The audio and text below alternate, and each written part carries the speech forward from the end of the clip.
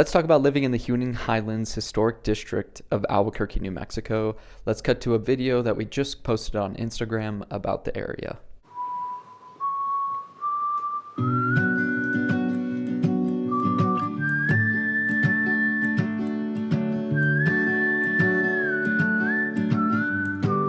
The Huning Highlands neighborhood offers an 88 walk score and 83 bike score.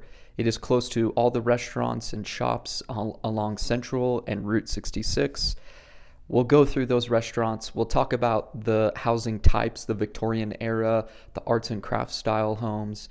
We'll also talk about old Albuquerque High School and the way that was transformed into these beautiful condos, and just what the lifestyle is like, what the real estate costs, and things to consider before moving there.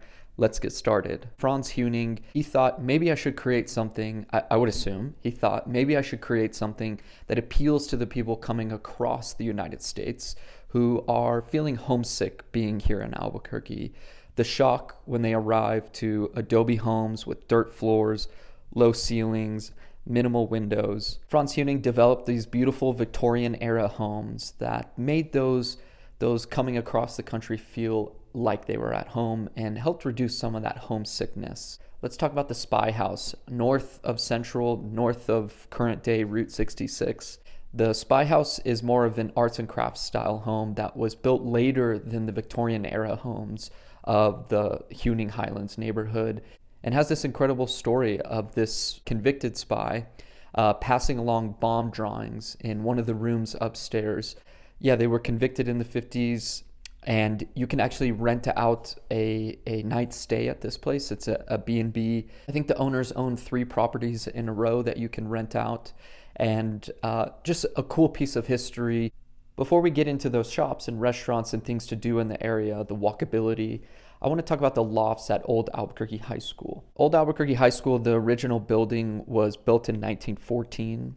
And now there are about 234 homes and condos. It's called the Lofts at ABQ High. And it is the highest density neighborhood in all of Albuquerque. If you've ever been in some of these units, it's really cool. You really do walk in through a high school gymnasium into some of these condos.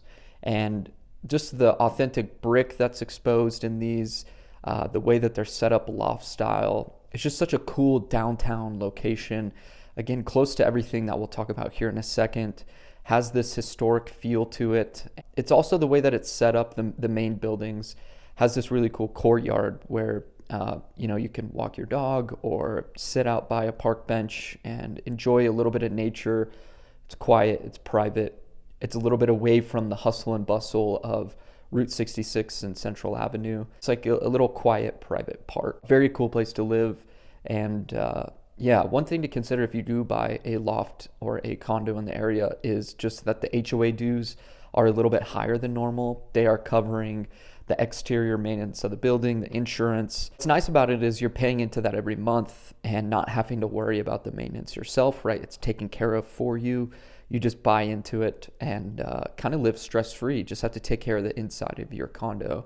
I think that's pretty cool and adds to the lock and leave easy lifestyle of being downtown close to everything. So let's get into everything that you can do and why this neighborhood, beyond the historic value, why the location is so good. The amount of restaurants, salons, art studios, Route 66 dry cleaners. Let's talk about Hotel Park Central, which was previously Memorial Hospital and was remodeled, I think, in 2006. It's a 74 boutique room hotel.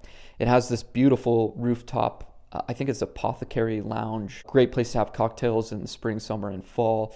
Enjoy the downtown views, and I think you can even see views of the Sandias. A beautiful place. Now, there are rumors that there are ghosts, so if you're a ghost hunter, I would recommend spending a night there. This is a rumor, not something published on their website, probably for good reason, but a lot of fun, and again, I think adds to this historic character of the neighborhood. Great places to eat, walkable 5 to 10 minutes from your home. Along Route 66, the Grove is an excellent brunch spot if you like mimosas and a good latte with great food. Holy Cow, a burger joint, which I think turned into Holy Burger and is now a taco and tequila bar, Taco Santo. I hope I'm saying that correctly. I haven't been to that since it's switched over from burgers to tacos, but sounds like a great place. Artichoke Cafe is a great fine dining option if you're looking for a date night. Let's see, there's the Range Cafe, which previously was Standard Diner. Range Cafe is a local New Mexican spot that has really good food, and the location is just so good, especially their sign, LED neon lights across from the lofts at Albuquerque High. Very cool. Farina is a great pizza Italian spot. Another good date night, a little bit more casual than Artichoke Cafe, but certainly more upscale than like Taco Santo. Vegan Vato, I have not been there yet. I think it's in the newly remodeled Imperial Hotel. Looks like a really cool spot, something I need to take a look at. La Finca Bowls, great lunch spot, definitely closed, and now they're open again. I'm just curious if they are open. Following them on Instagram, forgive me for being a little bit confused, but I need to go back and if it is open, be there again, because their lunch bowls, like if you like a Chipotle or I would say it's Chipotle with locally sourced, high quality ingredients that it's not going to hurt your stomach. I eat Chipotle like 2 to 3 times a week, so I know from experience it's not going to hurt your stomach. And the prices were pretty good as well. Also along there, and this is just on the other side, which is closer to Martinez Town, Jackson Wink MMA Academy, John Jones, Holly Holm. This is where the real killers, this is where they train. This is where they learn from some of the best coaches in the business. There's some great hot yoga places, Art Studio Exhibit 208, Wave Salon, great local owners. There's also the Lobo Rainforest building, which I think was added to UNM campus as obviously it's not near main campus, but as a dorm area, an innovation technology center for the University of New Mexico. I think it was added and built in 2016. There's also Highland Park, beautiful park. Obviously, we're in February right now, so things aren't greened up. I would love to go back in summer, spring, when things are greened up and show how beautiful this area really is. It's right next to the Press Club, which is a private journalism club, invite only. I think you can have one guest. I went there with a friend of mine, Daniel Bruce, who plays for New Mexico United. I want to say that was in 2019 over the summer. I think we maybe had cocktails there before. They have this cool bar upstairs, and then downstairs a pool table. We went to a concert after. I don't think it was at Chemo. I forget what theater it was at, but we rode those like Lime scooters down there. Good night.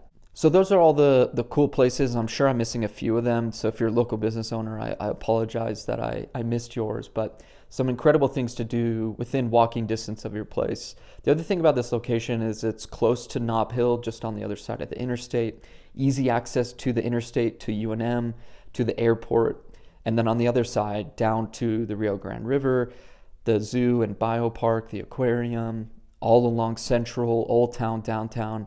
It's really in between a lot of good things. I think Edo or Eastern Downtown is a great location to be in if you kind of want easy access everywhere and to be kind of in between it all and still be able to walk to your little local hub of restaurants and shops. Now let's talk about real estate prices. Condos and detached homes are included in this sheet that you're looking at. Median 1 bed, 1 bath, 1,000 square feet. Sold price $242,000, price per square foot $240, and average 31 days on market. Now, if we take out the condos, we only had 3 homes that sold over the last 12 months. Median 4 bed, 3 bath, 2,100 square feet, $515 sold price, $279 price per square foot, and 8 days on market. So there is clearly high demand for these detached homes in this area because of the walkability, because of the architectural significance of the area. Now, I will say the condos can sit on the market a little bit longer. I think because of the way of the history of Route 66 and Central with, just over the last 20 years, the way that art hit the area, Albuquerque Rapid Transit, and all the construction and the businesses that closed during that time. And then as things were ramping up again, up until 2020, things were feeling back to life after art was completed and businesses were thriving. People were moving back into the area, and then COVID hit, and this work from home, move away from the office, move away from downtown. I need more space. I need bigger homes started to happen. And so I think we're starting to come down from that. You know, there's a stat of a video we made on Instagram that in 2022, the average distance moved for buyers was 50 miles. And this past year, 2024, it was 20 miles. In 2018, it was only 15 miles. So trends are starting to go back to the way that they were. And I think people are going to, especially as Trump and Doge are calling all government workers back to the office. And this work from home ideal lifestyle is maybe ending. I think downtown, plus we're past art, businesses are thriving, the Imperial Hotel, being remodeled. I don't want to say the businesses are thriving, but it feels alive. It feels like people are getting back out there, and hopefully it just becomes more safe, more accessible. And yeah, we see sort of a golden era of Route 66 and Central start to take place. That's my hope moving forward. Now, some things to think about living here. It is downtown, so consider looking up crime statistics. Look up schools if you're thinking about moving your family to the area. Again, I don't want to talk too much about that stuff. As I mentioned in the last video, I think there's a lot of data points and research you can do online on those. Consider that if you live in this area, there are some architectural and historic significance that you need to consider when you remodel, the types of contractors you use, the cost of getting plans approved, et cetera, et cetera. Definitely consider that before you purchase a home. Also, you're buying an older home, right? So there's going to be more ongoing maintenance. You're hopefully buying something that's been remodeled a number of times, so the chain of history of the remodel can be a little bit up and down. But most of these homes, because the values are high, are well taken care of. I always tell my wife that if I was a single bachelor, I would for sure live in the old Albuquerque High School building. It just kind of fits that lifestyle of being downtown, close to everything, while also not being down on the other side of the railroad tracks where things get even a little bit, up.